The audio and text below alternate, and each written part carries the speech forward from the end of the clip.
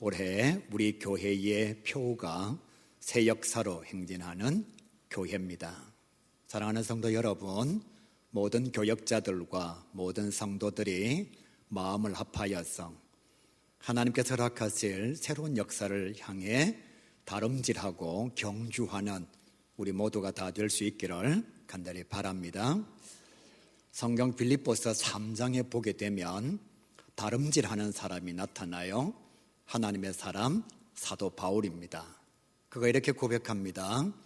나는 지나간 것은 다 잊어버리고 앞에 있는 것을 잡으려고 달려가노라. 지나간 것은 생각하지 아니하고 앞에 있는 것을 잡기 위해서 내가 다름질하노라. 그렇게 고백합니다. 그러면서 앞에 있는 것이 무엇인가 하면 하나님께서 부르신 부름의 상이라고 분명히 얘기하죠. 세상의 상이 아니고 하나님께서 부르신 부름의 상, 하나님께서 주실 상을 바라보면서 나는 달려가노라 그렇게 고백합니다. 이것을 얻기 위해서 지금까지 내가 행한 모든 것은 조금도 생각하지 않습니다. 그렇게 말하고 있지요. 사도 바울은 정말 하나님의 일을 많이 감당한 사람입니다. 자기 자신의 생명을 걸고 복음 전파하고 사명을 감당한 사람이 사도 바울입니다. 그는 자랑하려면 자랑할 게 정말 많아요. 가는 곳마다 교회를 세웠고 또 말씀을 전하다가 사람이 당할 수 있는 모든 핍박은 다 당한 사람이 사도 바울입니다. 그런 사도 바울이 이렇게 말하죠.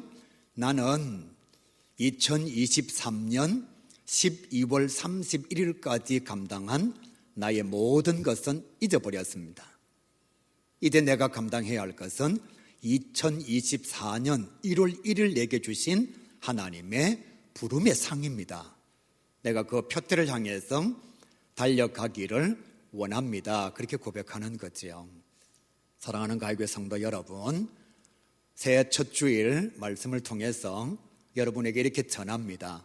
우리도 지나간 것은 다 잊어버리고 그것이 자랑스러운 것이든 부끄러운 것이든 모자라는 것이든 연약한 것이든 많은 사람들에게 내세울 만한 엄청난 것이든 또 용서하지 못할 일이든 내가 충분히 사랑할 수 있는 일이든 그 일이 어떠한 것이든지 뒤에 지나간 것은 다 잊어버리고 하나님께서 새롭게 허락해 주신 2024년의 비전을 바라보며 살아가는 저와 여러분 될 수 있기를 간절히 바랍니다.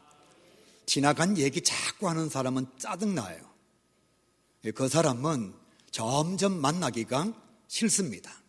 한 얘기 또 하고 한 얘기 또 하고 후렴처럼 지나간 일을 반복하는 사람 별로 사람들이 좋아하지 않습니다. 자랑도 한두 번이죠.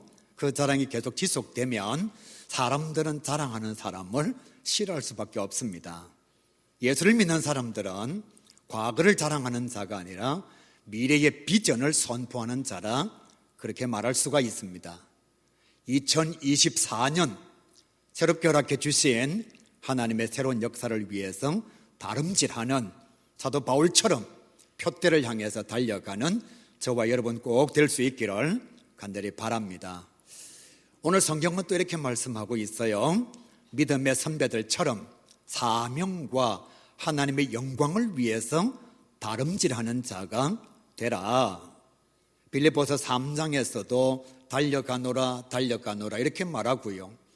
오늘 성경 말씀도 마찬가지입니다. 믿음의 선배들처럼 하나님께 영광, 내게 주어진 사명을 감당해서 다름질하는 자가 되어야 된다. 그렇게 말씀하고 있어요. 하나님께서 맡기신 사명을 감당하기 위해서는 묵은 짐과 일상의 죄를 벗어버리고 짐지고 달려가는 사람은 어리석은 자입니다. 달려가면서 죄를 범하는 자도 어리석은 자예요. 그래서 성경은 이렇게 말씀하지요. 묵은 짐과 일상의 죄를 다 벗어버리고 인내하면서 다름질하는 자가 되라, 그렇게 말씀합니다. 마라톤이든 100m든 다름질하는 사람에게는 다 고난이 있습니다. 고난이 없는 경주는 없어요. 그러니까 고난이 우리에게 찾아올 것이니까 다름질하면서 인내하지 않으면 완주할 수 없다, 성경은 말씀하고 있습니다. 목회도 완주하는데 어려움이 있습니다.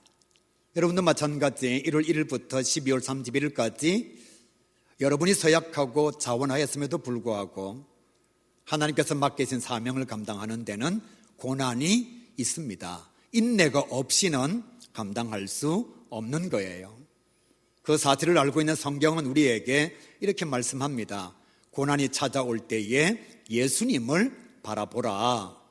예수님은 인류의 구원자가 되기 위하여 십자가의 고난과 죽음을 참으셨다, 그렇게 말씀합니다.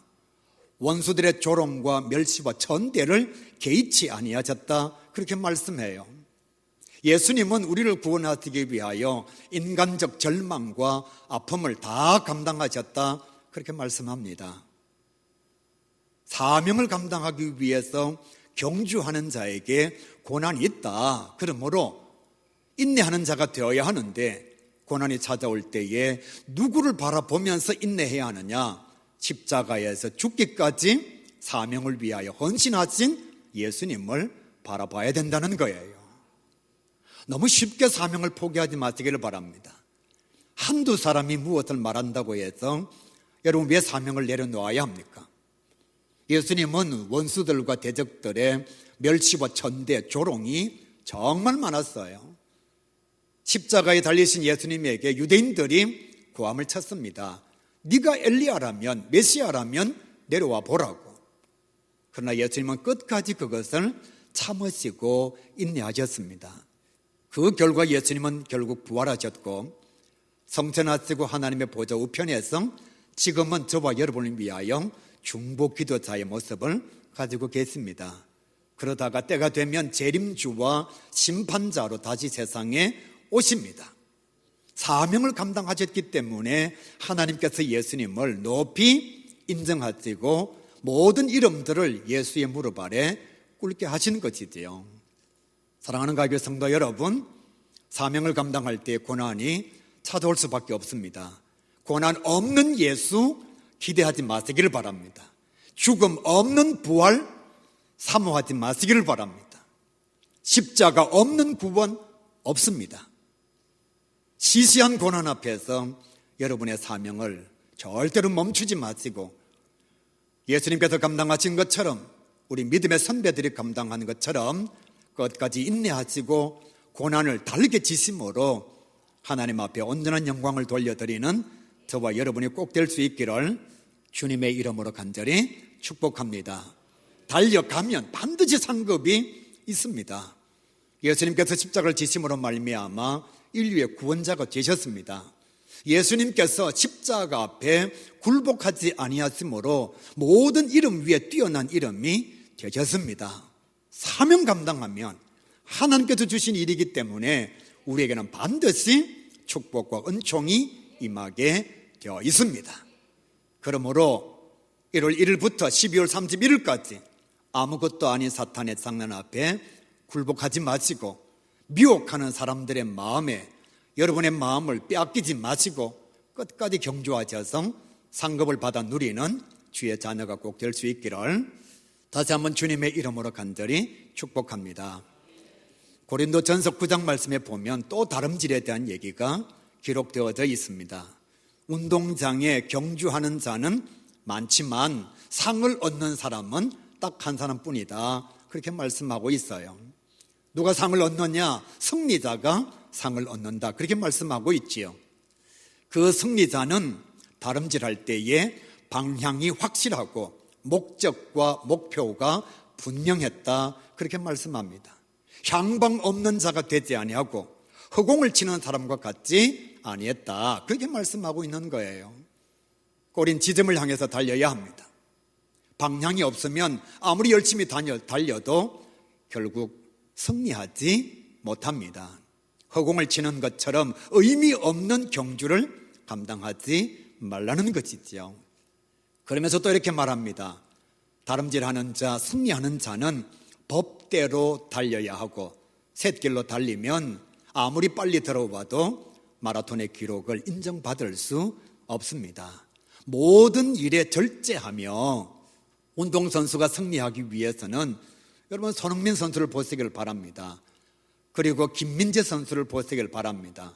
승리하기 위해서 얼마나 절제의 삶을 영위하고 있는지 저도 마찬가지예요. 수요일과 토요일은 생물을 먹지 않습니다. 먹고 싶어도 먹지 않아요. 혹여라도 잘못되어져서 주일날 말씀 전하는데 방해가 될까 싶어서요.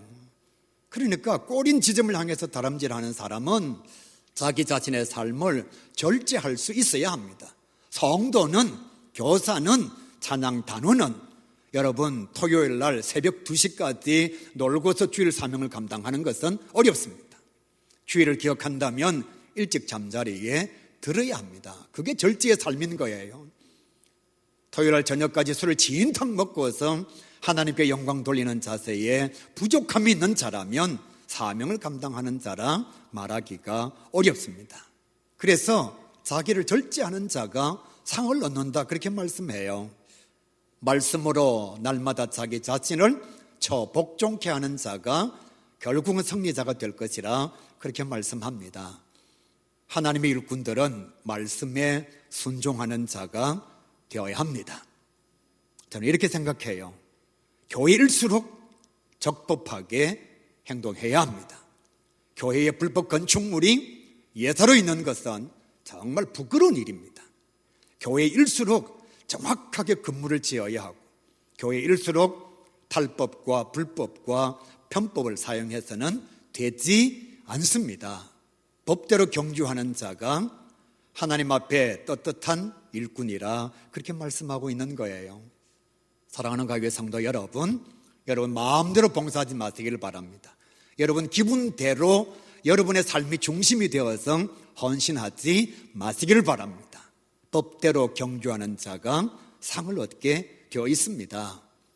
하나님 앞에 부끄럼 없이 다름질하는 자가 한 가지의 사명을 감당해도 상을 얻게 되어 있습니다. 아무리 많은 일감을 감당하여도 법대로 감당하지 않고 하나님의 말씀 따라 감당하지 않으면 하나님의 축복은 임하지 않습니다.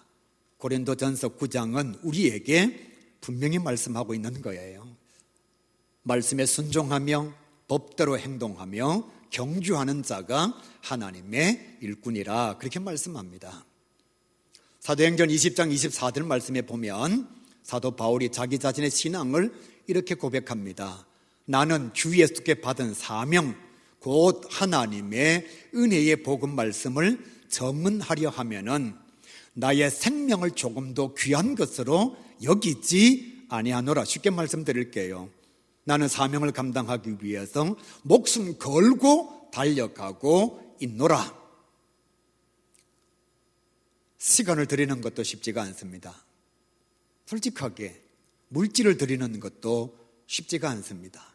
에너지와 열정을 드리는 것도 쉽지가 않습니다. 그런데 사도 바울은 사명을 감당하기 위해서 생명도 조금도 귀한 것으로 여기지 아니하노라. 우리는 조금 일하고 나면 칭찬받고 싶어 합니다. 뭘 좀 드리고 나면 자랑하고 싶어서 견딜 수가 없어요. 그런데 하나님의 사람 사도 바울은 이렇게 고백합니다. 나는 생명을 드리고서도 달려갈 길을 마치지 않겠노라. 그렇게 고백하고 있는 거예요. 그러니까 그에게 죽음의 임박의 시간이 찾아왔을 때에 디모데후서 4장에서 이렇게 선포하지요. 나는 선한 싸움을 싸웠다. 달려갈 길을 마쳤다. 내 믿음을 지켰노라. 사도행전 20장 24절에서는 나는 생명 걸고 달려가노라. 디모데후서 4장에서는 나는 목숨 걸고 달렸노라. 나는 그 일을 마쳤노라. 그러면서 자랑스럽게 이렇게 하나님 앞에 선포하는 거예요. 이제 나를 위하여 예배해 놓으신 생명의 면류관, 의의 면류관 주십시오. 나는 받을 자격이 있는 사람입니다. 왜냐하면 나는 목숨 걸고 사명을 감당했기 때문입니다. 그러면서 우리에게 희망의 말씀을 선포하지요. 내게만 아니라 나처럼 자기 목숨을 걸고 사명 현장에서 달려가는 자들에게는 의의 면류관과 생명의 면류관이 주어질 것이라 그렇게 말씀하고 있습니다. 성도 여러분, 여러분은 사명을 위해서 뭘 걸었습니까? 가끔씩 청문회나 뉴스나 대정부 질문하는 것을 유튜브를 통해서 보게 되면 나는 이거 걸 테니까 니는 뭘 걸래? 이런 얘기들이 가끔씩 나옵니다. 별것 아닌 국회의원 자리, 별것 아닌 장관의 자리 때문에 이걸 걸겠다, 그렇게 얘기하는 사람들이 있는데, 여러분, 사명을 위해서 여러분은 뭘 걸고 있습니까? 정말 하나님께서 맡기신 복음 전파의 위대한 사역을 감당하기 위해서 여러분은 뭘 걸고 있습니까?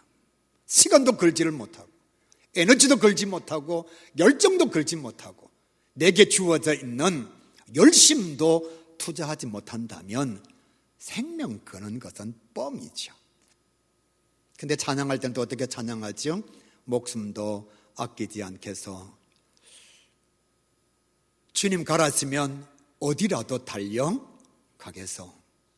그러면서 시간을 내어서 기도합시다. 그러면 자기의 많은 분주한 일들 때문에 하나님께서 맡기신 사명과 일감을 뒤로 미루는 그런 모습들을 많이 보게 됩니다. 하나님의 사람 사도 바울은 이렇게 고백하지요. 목숨을 걸면 면류관을 주신다. 시간을 투자하면 시간을 주신다. 물질을 투자하면 물질을 주신다. 너의 에너지와 열정을 투자하면 에너지와 열정을 하나님께서 축복으로 주실 것이다. 나는 목숨을 걸었더니만 의의 면류관을 내게 주셨다. 그렇게 고백하고 있습니다. 우리가 이게 모든 성도들도 사도 바울의 고백처럼 하나님 앞에 내게 가장 소중한 것을 드려서 더 소중한 것을 받아 누리는 주의 자녀가 꼭 될 수 있기를 우리 주님의 이름으로 간절히 축복합니다. 새로운 역사를 향해서 달려가는 자들에게 필요로 한 것이 5가지가 있습니다. 첫 번째가 무엇인가 하면 표대가 분명해야 합니다. 중심이 분명해야 된다는 거죠. 사랑하는 성도 여러분, 지금 마음으로 대답해 보시기를 바랍니다. 여러분은 왜 사명 감당하죠? 무엇 때문에 사명을 감당하죠? 내 자신을 드러내고 싶어서? 자랑하고 싶어서? 남들에게 뽐내고 싶어서? 아니면 내가 가지고 있는 실력을 섞이는 게 아까워서? 정말 정직하게 한번 생각해 보라는 거예요. 나는 왜 내게 주어진 사명을 감당할까? 만약에 그 중심이 나라면 섭섭한 병에 걸릴 수밖에 없습니다. 그 중심이 나라면 시험 들 수밖에 없습니다. 내가 사명을 감당하는 이유, 내가 설교하는 이유, 목회자로 제 삶을 영위하는 이유가 하나님이라면 사람들 몰라줘도 괜찮습니다. 칭찬해 주지 않아도 괜찮습니다. 왜? 내 중심은 하나님이 아시면 되는 것이니까. 그래서 표대를 향해서 다람질하는 사람은 분명한 중심을 가져야 된다. 그렇게 말씀하는 거예요. 두 번째로 함께 달려가야 한다. 그렇게 말씀합니다. 혼자서 달려가면 무슨 의미가 있습니까? 이스라엘 백성들의 역사를 보게 되면 출애굽할 때에도 모세가 이렇게 말합니다. 남녀노소 우양 단 어떤 것도 포기할 수가 없다. 바로는 이렇게 말합니다. 아이들은 내버려 두고 가라. 모세는 다시 말합니다. 남녀노소 이 아이들도 다 데리고 가야 한다. 포로 귀환할 때 에스라와 느헤미야도 마찬가지, 학교도 마찬가지입니다. 포로로 잡혀간 이스라엘 백성들을 단 한 명도 포기할 수가 없어서 다 데리고 돌아옵니다. 느헤미야가 성벽 재건을 할 때에 여러분 성경 말씀을 보시길 바랍니다. 제사장도 참여합니다. 어린 아이들도 참여합니다. 어르신들도 참여합니다. 심지어는 한 도의 절반을 다스리는 지도자도 막노동에 참여합니다. 그리고 전체 예루살렘을 다스리는 지도자도 막일에 참여하는 거예요. 하나님의 일은 함께 달려가야 합니다. 없는 자도 함께 해야 되고, 못하는 사람도 함께 해야 하고, 연약한 자도 함께 해야 하고, 대단한 실력과 능력을 가지고 있는 사람도 함께 달려가야 합니다. 사명 감당하지 않으면 자기만 손해예요. 목사님, 저는 돈 번다고 바빠서, 목사님, 저는 시간이 없어서, 목사님, 저는 나이가 많아서 감당하지 않으면 자기만 손해죠. 그래서 하나님께서 원하시는 것은 모든 성도들이 함께 사명을 감당하는 것입니다. 제가 가요계 처음에 왔을 때 강대상이 4개였습니다. 제일 밑에 하단에 그냥 보통 사람들이 사용하는 강대상이 하나 있었고, 또 강단 위에 사회자석이 하나 있고, 말씀 선포하는 석이 하나 있고, 그 뒤에는 성찬상이 있었습니다. 그러니까 강단은 좁은데 강대상이 너무 많으니까 움직일 수가 없습니다. 그래서 이것도 좀 변화시켜야 되겠다. 그래서 2년이 지나고 난 뒤에 성탄절날 행사를 하면서 아래 강단을 위로 높이면서 강대상을 없앴습니다. 아무도 반대하지 않았습니다.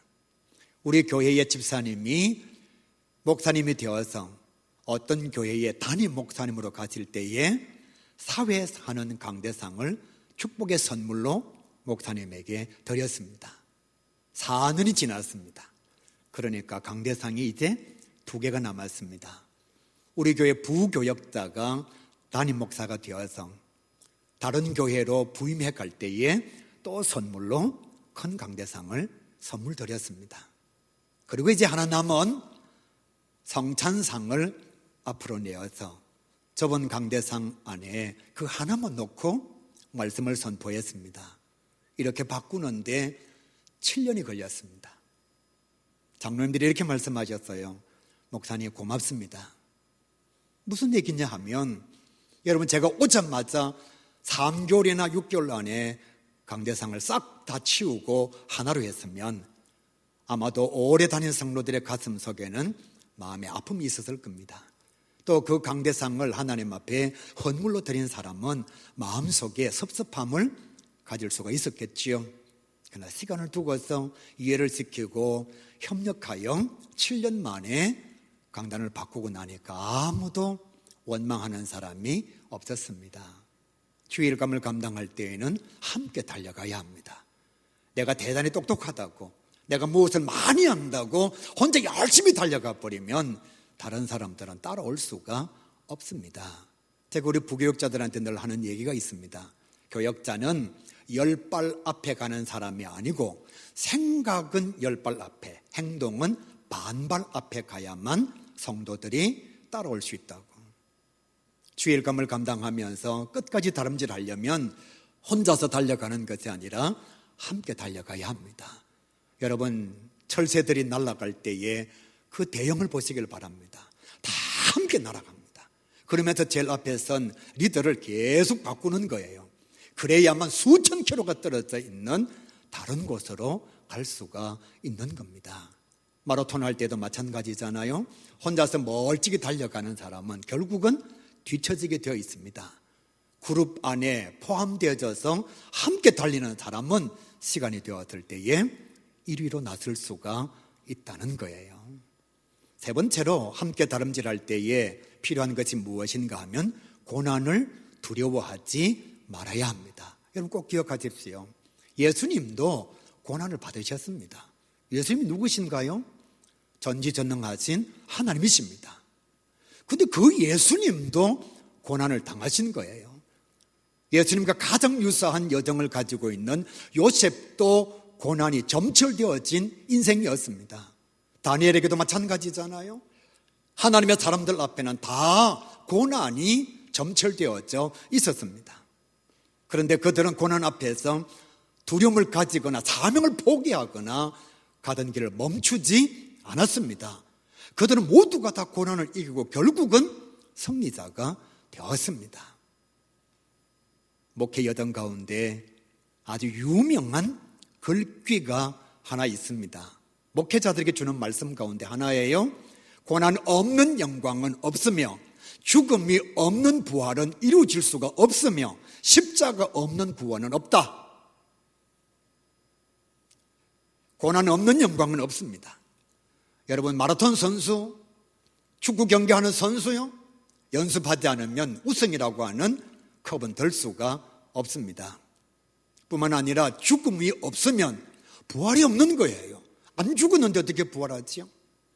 십자가가 없는 구원은 없습니다. 그러니까 우리에게 찾아오는 고난은 반드시 있다는 거예요. 찬양단 단원 여러분, 고난을 두려워하지 마시기를 바랍니다. 고난을 두려워하면 찬양할 수 없습니다. 네 번째로 다름질하는 자는 법대로 달려야 한다, 그렇게 말씀해요. 말씀과 교회 질서에 순종하고 절제하고 인내하는 자가 되어야 합니다. 맨체스터 유나이티드에서 오랫동안 감독을 하면서 대단한 명성을 얻은 알렉스 퍼거슨 경이 이렇게 말했습니다. 팀을 뛰어넘는 스타는 없다. 팀을 이길 수 있는 스타는 없다. 아무리 대단한 선수를 할지라도 공동체 앞에서는 자기 자신의 자리를 내려놓아야 된다는 것입니다. 가끔씩 교회 안에 특별 대우를 받으려고 하는 사람들이 있죠.